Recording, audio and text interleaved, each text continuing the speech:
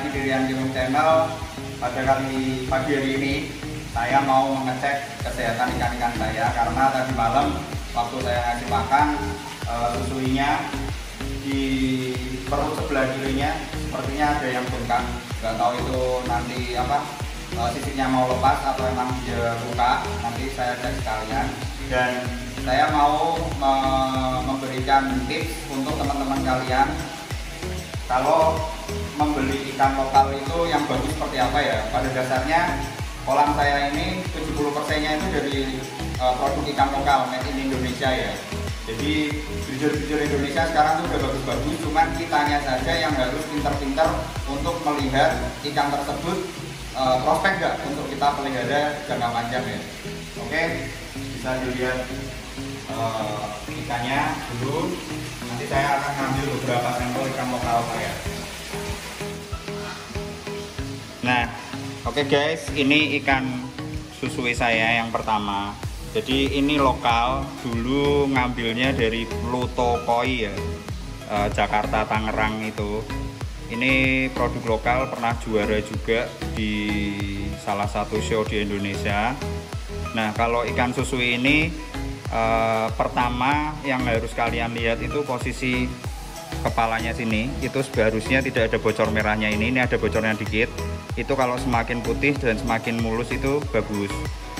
Terus yang kedua, untuk area merahnya ini itu harusnya tidak boleh nyambung kayak yang belakang ini, dia kena ke bagian ringnya. Itu harusnya dia ada pisahannya lah, itu lebih bagus ya. Dan yang terakhir, ini ikan saya angkat karena susui itu kan sebetulnya bisa dikatakan dewasa dan sempurna itu kalau sisiknya udah lepas semua. Jadi ada periode tertentu dia gatal-gatal karena sisiknya mau lepas atau tergores juga bisa. Nah, ini kondisinya ada luka dari sisik nih, kalau bisa saya tahu. Nah ini lumayan cukup parah juga. Terus sama sisik yang di bawah ini mau lepas juga. Jadinya saya sekalian karantina. Sebetulnya normal-normal aja ya, karena ini proses alamiahnya. Jadi harapan saya sekalian saya angkat. Ini sekarang size-nya udah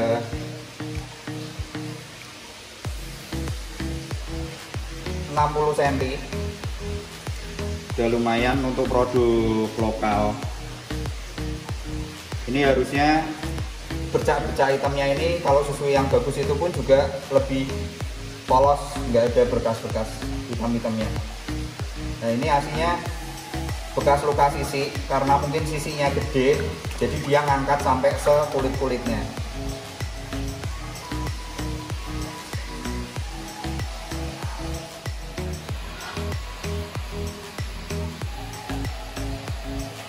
Oke guys, ini ikan keduanya ya, ada Soragoy Ginrin. Ini produk dari lokal juga. Ini saya juga dapat dari farm Jakarta. Saya lupa namanya ya. Ini hitungannya kategori ikan pertama saya juga. Nah, kalau lokal itu kalau udah polosan kayak gitu tuh yang penting punuknya ini, jitainya ini udah bakat, jadi harus dipus sama pakan yang berani ya.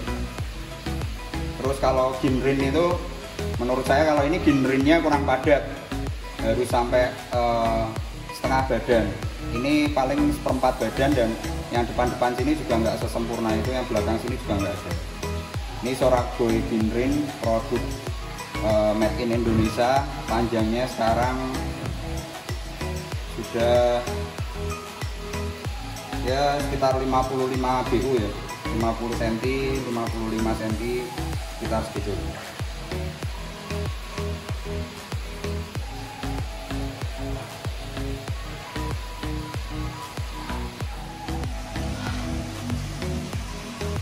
Oke, ini koleksi saya ketiga.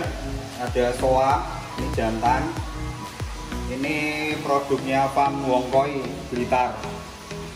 Sekarang size-nya udah 55 BU. 50 cm. Jadi kalau kalian saran dan tips memilih ikan yang ada beninya, entah itu kohaku, soa, sangke, tanco soa, tanco sangke, intinya lihat aja beni merah yang ada di kepalanya sini. Kalau beni kepalanya merah sini masih tebel, masih baik, nah itu nanti bodi belakangnya, merah-merah yang ada di belakangnya itu walaupun redup, itu masih tetap bisa diangkat atau masih bisa didevelop untuk menjadi merah yang lebih baik sesuai kepalanya. Tapi kalau kepalanya udah meredup, itu biasanya sampai ke belakangnya juga udah susah untuk di-develop.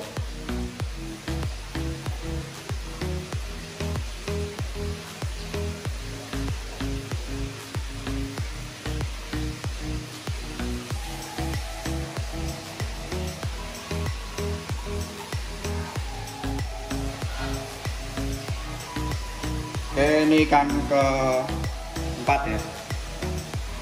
Ini ada hiu curi, ini lokal juga, tapi indukannya impor, diternakkan oleh Sentosa Koi. Ini betina dan sepertinya sudah hamil tua. Ini saya harus menyiapkan untuk breeding. Kalau untuk hiu curi kayak gini, itu menurut saya yang paling bagus itu kalau orennya ini tidak ada hitam-hitamnya ya.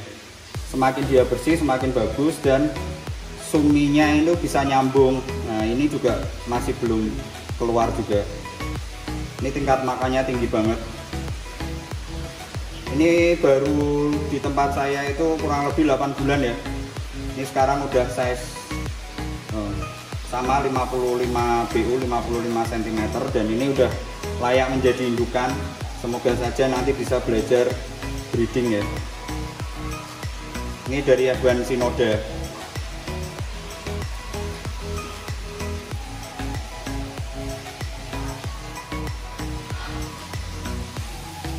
Ini ikan terakhir, ikan kelima. Ini dari farm Tamara ya, Semarang. Ini juga lokal, indukannya juga mungkin dari Blitar juga. Jadi kalau pemilihan soa itu yang utama itu dia harus menjelaskan 3 warna, ada merah, putih, hitam, berada dalam satu top view dalam keadaan atas. Jadi kan ada juga yang hitamnya putihnya di bawah, atasnya cuman merah sama ya hitam, itu namanya heisoa gitu. Tapi saya nggak begitu suka karena saya pengennya yang seimbang. Kalau dia dari atas itu tetap harus ada merah, ada hitam, dan ada putihnya. Ini sekarang size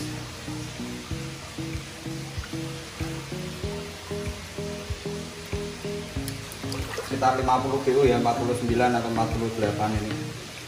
Ini kalau dilihat dari proporsinya sih ya kayaknya betina juga karena pelutnya di sini agak besar.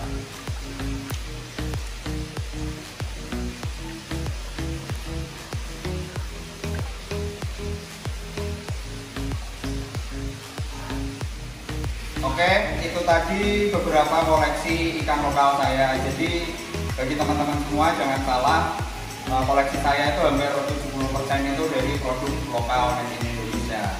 Dan untuk teman-teman, saya sarankan untuk selalu mencari ikan lokal pada farm-farm yang berkualitas. Jadi intinya kita harus tahu bahwa ikan itu berasal dari indukan dari mana. Intinya carilah dari indukan yang besar, 60 cm atau 70 cm ke atas, terus dari orang tua jantan itu yang bodinya oke, dengan orang tua betina yang bodinya juga bagus. Nah itu hanya dimiliki oleh farm-farm lokal Indonesia yang memang sudah menjaga kualitasnya. Kalau bermain dengan pembeli-pembeli yang masih biasa itu ya hanya ikan bagus pada posisi kecil, tapi kita tidak tahu asal usulnya. Karena kalau kita sebagai penghobi itu kan kita bakal memelihara ikan ini untuk jangka yang panjang.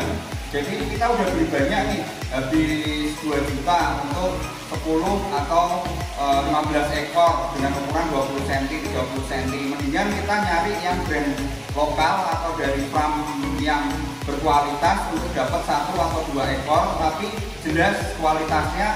Kalau kita pelihara 6 bulan, 8 bulan sampai setahun itu udah kelihatan banget growth-nya, bodinya, dan warnanya itu pun juga bisa sesuai dengan harapan yang kita gunakan. Percaya deh, harga ikan itu tidak semahal harga pakannya. Harga pakan untuk membuat ikan itu menjadi lebih baik itu juga mahal-mahal. Jadi kalau komposisinya banyak, itu pun pakan yang harus kita pakai itu pun juga banyak dan membutuhkan biaya yang cukup besar. Mendingan tidak terlalu banyak, sedikit tapi berkualitas dengan pakan yang baik. Akhirnya untuk kita budget penghobi koi yang sekiranya kondisi stabil cukup, itu lebih enak untuk merawat ikan koinya, tidak terlalu mahal, hasilnya bagus, terus kolamnya juga tidak terlalu padat. Dan kalau misalkan ikan sering luka-luka, sering tergores, itu tuh biasanya komposisi makannya itu kurang, makanya dia itu berebut.